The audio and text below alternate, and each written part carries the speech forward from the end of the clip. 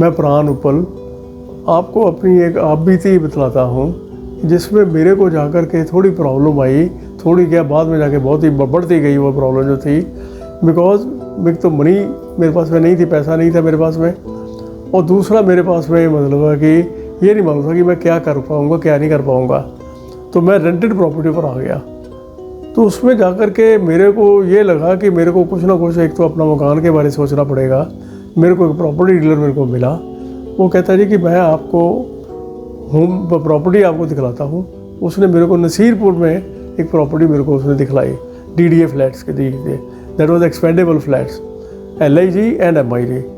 मेरा जो सारा मुहाम था वो MIG पे चला गया। MIG क्योंकि 50 गज की थी उसकी उस समय वैल्यू उसकी कोई 3 लाख थी, एक्सपेंडेबल टाइप की थी कि मैं नीचे का बना हुआ था, ऊपर पे मैं अपना बना सकता बाद में जो है। मैंने कहा भाई इस पर कितना मेरे को पैसा, कहते 3 लाख रुपये आपका लगेगा अपनी तरफ से। मैंने कहा मेरे पास तो पैसा नहीं है। कहते जी मैं आपको ऐसा करता हूँ, आपको मैं जो पैसा देते हैं गवर्नमेंट कंपनी LIC वाले पैसा देते हैं, मैं उनसे आपको मिलवा देता हूँ। मैंने कहा ठीक है मिलवा दो। उसने मेरे को मिलवाया। मैंने करके सारा जब देखा कि मेरे को 4 लाख की मेरे को पॉलिसी मेरे को लेनी पड़ी। मैंने ली 2 लाख की अपनी, 2 लाख की अपनी वाइफ की। वो अल्टीमेटली जाके मेरे को ये पता लगा कि मेरे को किसी तरह से करके ये एक एक्सप्लॉइट किया गया इंश्योरेंस खाली करने के लिए। और इंश्योरेंस करने के बाद में मेरे को जो नहीं पता लगा, उन्होंने कहा कि आप ऐसा करो कि आप LIC हाउसिंग फाइनेंस में जाओ, वो आपको बतलाएंगे भी आपका लोन हो सकता है या नहीं हो सकता। जब मैं वहाँ गया वो कहते हैं हमारे पास इस तरह से कोई पॉलिसी नहीं है, हम जो लोन देते हैं that is on your surrender value. अब सरेंडर वैल्यू मेरी इस पर जो आ रही थी वो तो 3 साल के पहले नहीं आ सकती थी। तो 33-34 हज़ार रुपये जो मेरा खर्चा था वो मेरा एक वेस्ट हो गया, क्योंकि मेरे पास और पैसा नहीं था कि मैं और लगा करके नेक्स्ट ईयर फिर पैसा दूँ, नेक्स्ट ईयर फिर पैसा दूँ। तो मैंने सोचा भी इसके लिए कोई ना कोई काम फिर किया जाए।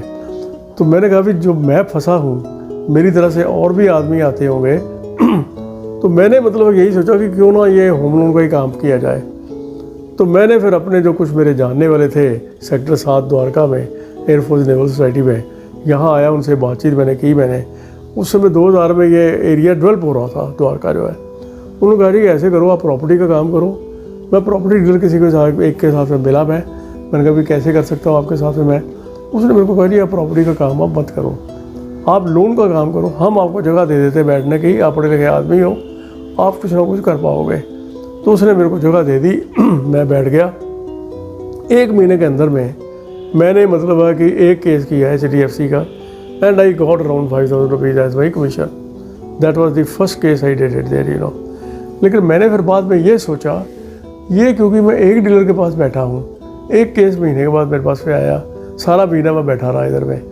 अब किसी न किसी तरह से करके, क्योंकि द्वारका काफ़ी बड़ा है, अब ये पता किए तब तक मेरे को ये आइडिया मेरे को लग गया कि हर आदमी को, हर जो परचेज़ करने इधर आता है द्वारका में, उसको लोन भी उसको चाहिए है। तो वो सोच करके मैंने फिर जो है ना सारी चीज़ किया। ये मैंने सोचा कि मैं ऐसा करूँ कि कस्टमर मेरे पास में आए। अब कस्टमर को मेरे पास लाने के लिए मेरे को नहीं मालूम था कि एक चलता फिरता आदमी है, इसको लोन चाहिए है। तो मेरे को ये सजेस्ट किया गया बीइंग ए मार्केटिंग टाइप का कि आप पेपर में एडवर्टीजमेंट दो।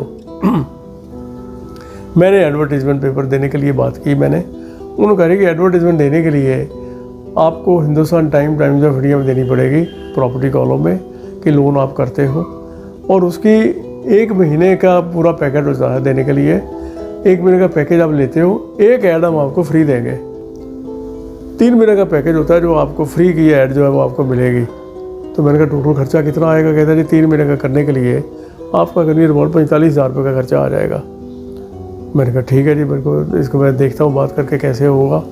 अब मेरे जो लोगों से अपने जो मेरे को जानने थे, किसी ने भी पैसा देने से हाँ नहीं की, आपको पैसा आपको मिल सकता है। तो मैंने फिर अपने फ्रेंड सर्कल में बात की कि मेरे को ये पैसा बतलाओ कैसे मिलेगा। एक ने मेरे को ये कहा कि मेरे ब्रदर की चिट फंड कंपनी है, वो आपको पैसा आपको दे सकता है, आपको कितना चाहिए? मैंने कहा मेरे पास 15-20 हज़ार रुपया तो मेरे पास में है, मेरे को 30,000 तक मिल जाए, मेरा काम मेरा बन जाएगा। उसने नेक्स्ट डे मेरे को फिर मिला, मेरे को कहता है जी मैं आपको 30,000 रुपये उससे दिलवा देता हूँ, आपको 10 महीने में वापस करना है उसको, जो आपको 33,800 रुपये आपको देना है। मैंने कहा मैं देने को तैयार हूँ। उसने कहा आप ऐसे करो, चेक बनाओ 3,380 का करते हुए, तो तो 10 चेक मेरे को दे दो, मैं आपको चेक आपको 30,000 का ला दूँगा। मैंने कहा ठीक है भाई। मेरे पास उस समय बैंक के 7 चेक थे मेरे पास में। उसने कहा जी ऐसा करो 3,380 लिखो, साइन करो, वो ऑन बेरर वाला काट दो, नाम ना लिखो किसके नाम के चेक है, अमाउंट ना भरो जो वर्डिंग में लिखी जाती है, तो मेरे को दे दो, क्योंकि मेरे को पैसा चाहिए था। वो मेरे को जानता था आदमी जो है, तो इसलिए मैंने किसी तरह का कोई भी शक शुबा नहीं सोचा। मैंने उसको मतलब है कि 7 चेक उसको दे दिए। 3-4 दिन के बाद मैंने से पूछा भी, मैंने यार मेरे को पैसा नहीं आया मेरे पास में, बताओ कैसे करना है। उसने कहा जी मैं आपको पता करके बतलाता हूँ। Next day he told me कि मेरे ब्रदर ने मना कर दिया देने के लिए। वो कहता है क्योंकि इनके पास पैसा नहीं है देने के लिए, ये हमारे को पैसा नहीं दे पाएंगे। तो मैंने कहा मेरे चेक मेरे वापस ला दो। मैंने कहा मैं उसको बोलता हूँ देने के लिए। उसने आदमी ने क्या किया कि मेरे वो चेक जो है ना जी बैंक में प्रेजेंट कर दिए जी। उस पर लिखा 3,380, क्योंकि चेक देसी तरह के बने हुए थे। एक में उसने 13,380 डाल दिया, एक में 23,000 का, एक 33,000 करते हुए एक करके हुए उसने बैंक में चेक डाल दिया जी। मेरे बैंक को मेरे को फ़ोन आया, कहते जी आप ये क्या कर रहे हो, आपके अकाउंट में पैसा तो है नहीं, ठीक है जी, और मनी चेक आपके वापस हो गए क्योंकि इनसफिशिएंट फंड था आपका, तो ये बड़ी प्रॉब्लम खड़ी है। आप ऐसे करो, ऐसा करना तो अकाउंट बंद कर दो हमारे यहाँ पे, we don't want such type of people. तो मैंने उसको बात की, मैंने कहा ये क्या है। कहते हो साहब मेरे को कुछ मालूम नहीं है मेरे भाई ने क्या किया क्या नहीं किया, अब आप डायरेक्ट बात करो।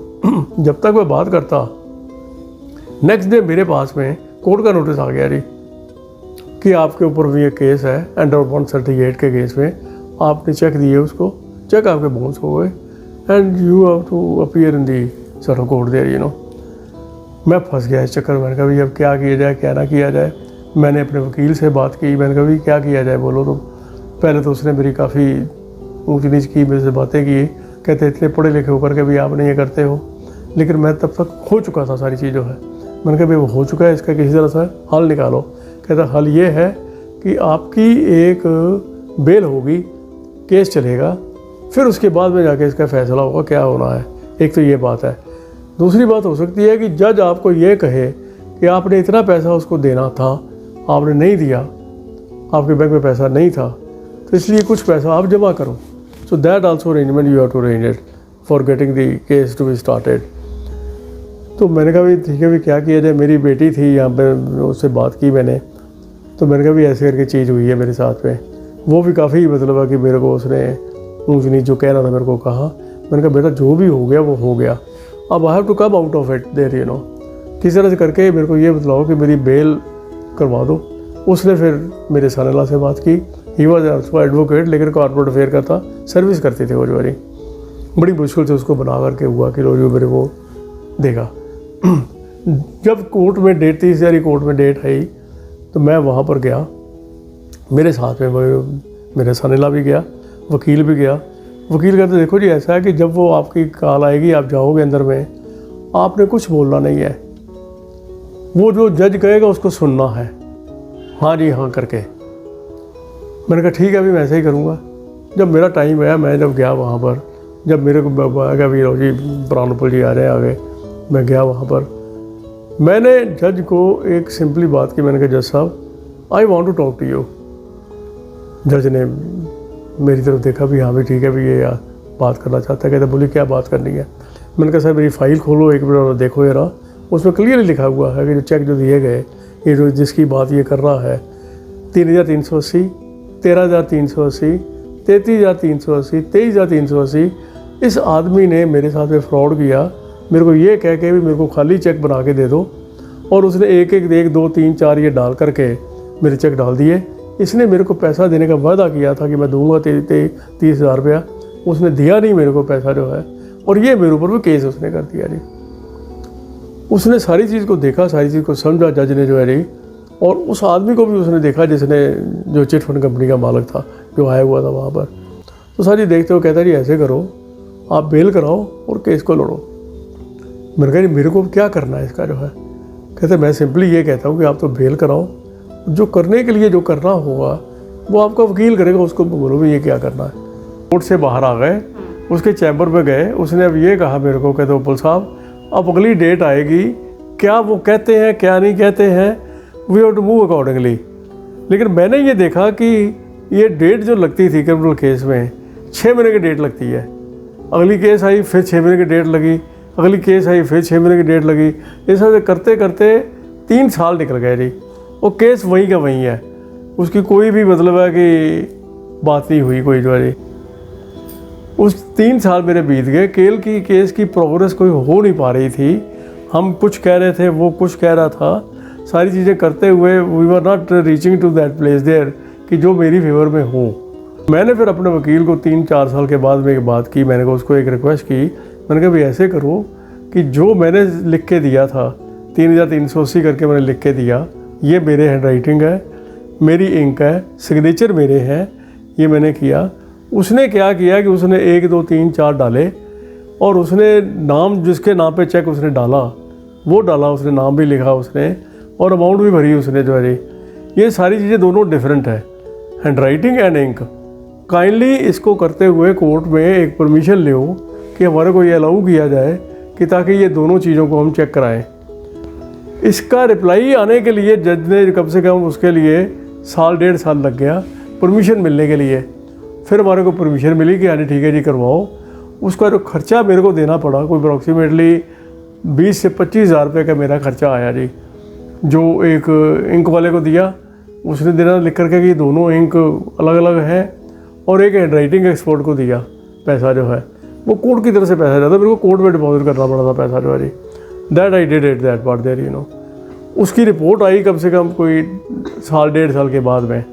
2008 में जाकर के रिपोर्ट आई कि ऐसे करके चीज़ है कि ये जो इंक है ये दोनों भी सेपरेट है और ये जो हैंड राइटिंग है दोनों का अलग है, दोनों जो है जी। So this mean this has been done deliberately. तो वो जब कोर्ट में रिपोर्ट आई करते करते 2009 में एंड में जाकर के ना जी उन्होंने कहा ठीक है जी इसके ऊपर हम फिर बातचीत हम करेंगे। 10 में जाकर के सारी चीज़ करते हुए ये करते गए, लो जी ये चीज़ है, उनको नोटिस दिए, उसने आना बंद कर दिया उस समय जो है जी। इन जनवरी 2011 में आकर के इसको जो है वो एक मजिस्ट्रेट लेडी एक आई, उसने मैंने उसको रिक्वेस्ट की उसको जो है कि ऐसे करके चीज़ है जी मैडम ये चीज़ इसको देखो कैसे किया जाए। उसने कहती ठीक है जी मैं नोटिस इसको देती हूँ, ये लोग अब जो डेट लगेगी आपकी जो है ना जी दिस विल बी जून जुलाई की डेट उसने दी है हमारे को जी। उस डेट को भी वो नहीं आया। फिर डेट उसने दी ये नवंबर 2011 की जी डेट मिली मेरे को कि this is the final date now from our side. तो लेकिन in the month of September मेरा एडवोकेट जो था उसकी डेथ हो गई। मेरे लिए बड़ी मुश्किल हो गई कि अब मैं कैसे आगे जाऊंगा, कैसे नहीं करूंगा। उसकी बेटी मेरे को मिली, वो भी एडवोकेट थी, वो कहने लगी कहते कि अंकल आप बिल्कुल मत घबराओ, ये फाइल आप ले जाओ, आप चले जाओ वहाँ पे, अब आपका फाइनल केस ही है, अब वकील की कोई ज़रूरत नहीं है। अब बोल देना भी ऐसा ये डेथ सर्टिफिकेट है, उसकी डेथ हो गई एडवोकेट की जो है, इसलिए मैं ही केस को रिप्रेजेंट करूँगा। तो मैंने कहा ठीक है जी। मैं गया वहाँ पर, डेट लगी नवंबर के फर्स्ट वीक में डेट थी लगी हुई। मैंने उनको ये कहा भी ऐसे करके चीज़ है मैडम बताओ क्या करना है। वो कहती कुछ नहीं आपने करना, मैंने ही करना जो करना है। उसने कहा जी ये केस मैं डिसमिस करती हूँ, ये केस जो है, और आपको एक रिक्वेस्ट करती हूँ कि अगर आप अपना डैमेज को कोई आपकी जो भी प्रॉब्लम आपको आई है फंड से रिफ़ंड लेना चाहते हो, आप केस उसके ऊपर कर सकते हो। This is how I was cheated for this particular thing there. And मेरे 10 साल 11 साल मेरे हार्ड वर्क में जब ये चीज़ आई, सारी चीज़ होती गई, लेकिन इस चीज़ के बावजूद भी मैं अपना काम लोन का करता गया जी जो भी है। मैंने कहा वो मेरा फाइनेंशियल एस्पेक्ट है, ये मेरा एक इसका एस्पेक्ट है, और मैं करते हुए फिर मैंने केस मैंने विन किया जी। ये जो है मैं जब घर गया, घर जा कर के अपनी वाइफ को मैंने रिपोर्ट बतलाई कि हमने केस विन कर लिया है, और जज ने ये बात कही कि हाँ जी ठीक है जी अगर आप कोई भी कंपनसेशन लेना चाहते हो, कुछ करना चाहते हो तो आप ले सकते हो।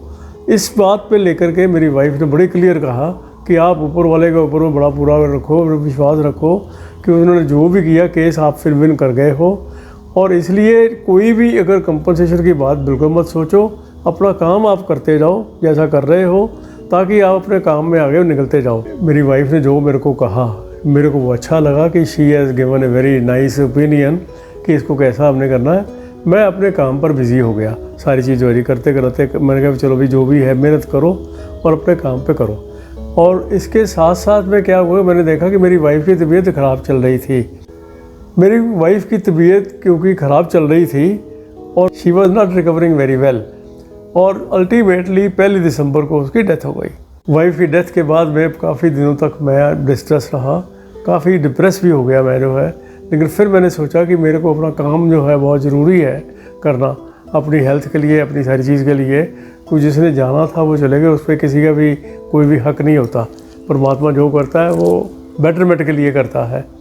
और वो सारा देखते हुए मैंने फिर, क्योंकि मैं LIC हाउसिंग फाइनेंस का काम करता था उस समय, लोन का, और वहाँ पर एक कंपटीशन आया हुआ था, दुबई कंपटीशन। और मैंने इतनी मेहनत से अपना काम किया, सारी चीज़ किया, कि मैंने वो केस विन किया। और पूरे दिल्ली रीजन में I was the only person to be selected for Dubai. ठीक है जी। और मैं उसके बाद में फिर दुबई के लिए सिलेक्ट हो गया जी।